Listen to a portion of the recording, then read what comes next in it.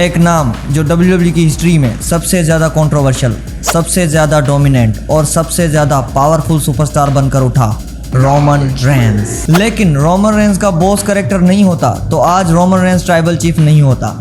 आज हम देखेंगे रोमन रेंस का सफर, उसके पहले फेल्ड गिमिक से लेकर उसके लेजेंडरी ट्राइबल चीफ एरा तक। रोमन रेंस का असली नाम लियाती जोसेफ अनवाय है, जो अनवाय फैमिली से बिलोंग करता है। ये फैमिली रेसलिंग के सबसे बड़े डायनास्टीज में से एक है। रोमन रेंस के आने से पहले रेसलिंग में उसकी फैमिली से बहुत सारे बंदे आ चुके हैं, जैसे कि द रॉक, उसोस और रिकीशी।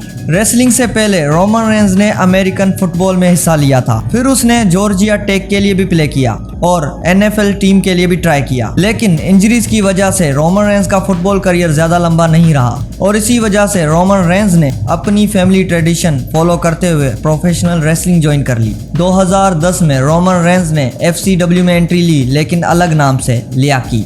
फिर उसी दौरान WWE ने रोमन रेंस के लिए एक हील गिमिक ट्राई किया, द बॉस। ये एक एरोगेंट और माफिया स्टाइल कैरेक्टर था, जिसमें रोमन रेंस सूट बूट पहनकर माफिया डॉन लगता था। लेकिन ये गिमिक रोमन रेंस का ज्यादा नहीं चला, पर WWE को एक आइडिया मिल गया कि रोमन रेंस को फेस नहीं, हमें हील बनाना चाहिए। FCW में रोमन ने छोटे छोटे फ्यूड्स भी खेले और टैग टीम मैचेस भी किए। उसने माइक डेल्टन, जो बाद में टाइलर ब्रीज बना, उसके साथ टैग टीम टाइटल्स भी जीते। लेकिन WWE ऑफिशियल को समझ आ गया कि रोमन रेंस का असली पोटेंशियल एक बड़ा साइलेंट पावर हाउस बनने में है। और फिर आया वो पल जिसने रोमन रेंस की डेस्टिनी बदल दी। 2012 में सर्वाइवर सीरीज पेपर व्यू में डेब्यूट हुआ एक नई टीम का, द शील्ड, जिसमें थे सेथ रॉलिंस, डीन एम्ब्रोस और रोमन रेंस।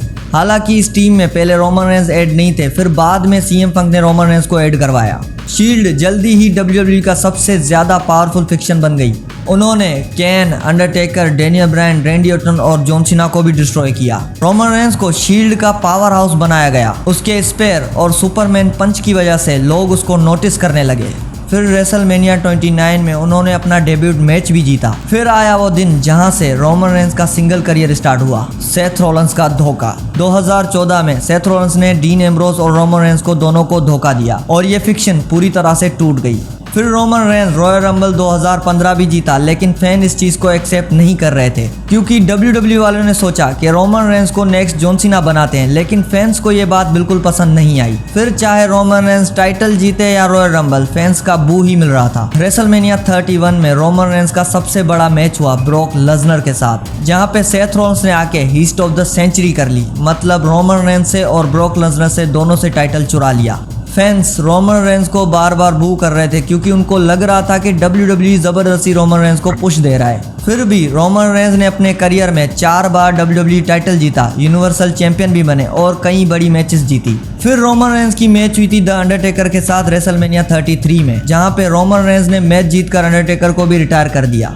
फिर अक्टूबर 2018 में रोमन रेंस ने अनाउंस किया कि उसको लुकेमिया फिर से हो गया है, यानी ब्लड कैंसर फिर हो गया है और उसको WWE छोड़ना पड़ेगा। और उस time Roman Reigns universal champion थे। ये मूवमेंट पूरे WWE यूनिवर्स के लिए इमोशनल था। फिर जो फैंस रोमन रेंस को बू कर रहे थे, उन्हीं का ही चेयर मिला और फाइनली रोमन रेंस को फैंस ने एक्सेप्ट कर लिया, रिस्पेक्ट और लव दिखाकर। फिर सब लोग वेट कर रहे थे कि रोमन रेंस कब आएगा, लेकिन WWE वालों को तो कुछ कमाल ही करना होता है। रोमन रेंस का पूरा गिमिक ही चेंज कर दिया। समर स्लैम 2020 के बाद रोमन रेंस ने शॉकिंगली रिटर्न किया, लेकिन इस बार वो पूरी तरह से बदले हुए थे। मतलब इस मूवमेंट में WWE वालों को समझ आ गया कि रोमन रेंस को एक बेबी फेस नहीं, एक हील ही बनाना चाहिए। पॉल हेमन के साथ मिलकर रोमन ने एक नया कैरेक्टर एडॉप्ट किया, द ट्राइबल चीफ। फिर रोमन रेंस ने यूनिवर्सल टाइटल जीता। 1000 दिनों से ज्यादा उसने टाइटल रेन किया।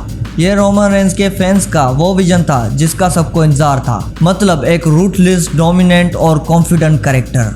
फिर रोमन रेंस ने जे उसो को अपना राइट हैंड मैन बनाकर पूरी ब्लड लाइन फिक्शन क्रिएट की और फिर WWE की हिस्ट्री में सबसे बड़ी स्टोरी लाइन शुरू हुई। फिर रोमन रेंस का एक और बड़ा मैच होता है ब्रॉक लेसनर के साथ, जहां पे रोमन रेंस ने जीतकर टाइटल यूनिफाई किए और वो बना अनडिस्प्यूटेड WWE यूनिवर्सल चैंपियन। फिर उसके बाद रोमन रेंस की लेगेसी शुरू हो गई। रोमन रेंस ने WWE में कई लेजेंड्स को हराया, जैसे कि Edge, Daniel Bryan, John Cena, Brock Lesnar, Cody Rhodes, सबको डिफीट किया। और एक कमाल की बात, जिसको फैंस ने रिजेक्ट किया, आज उसी का ही वेट करते हैं कि कब रिटर्न आएगा। मतलब लेगेसी होनी चाहिए तो ट्राइबल चीफ जैसी होनी चाहिए। क्यों, क्या बोलते हो, कमेंट में बताओ। रोमन रेंस की कहानी एक परफेक्ट एग्जाम्पल है कि रिजेक्शन से लेकर डोमिनेंस तक कैसे पहुंचा जा सकता है। एक बॉस जैसे छोटे गिमिक से लेकर ट्राइबल चीफ बनने तक रोमन रेंस ने प्रूव किया कि वो सच में हेड ऑफ द टेबल है। और अब एक ही सवाल बचा है कि रोमन रेंस की कहानी का अगला चैप्टर क्या होगा। आपको रोमन रेंस का सबसे ज्यादा गिमिक कौन सा अच्छा लगा,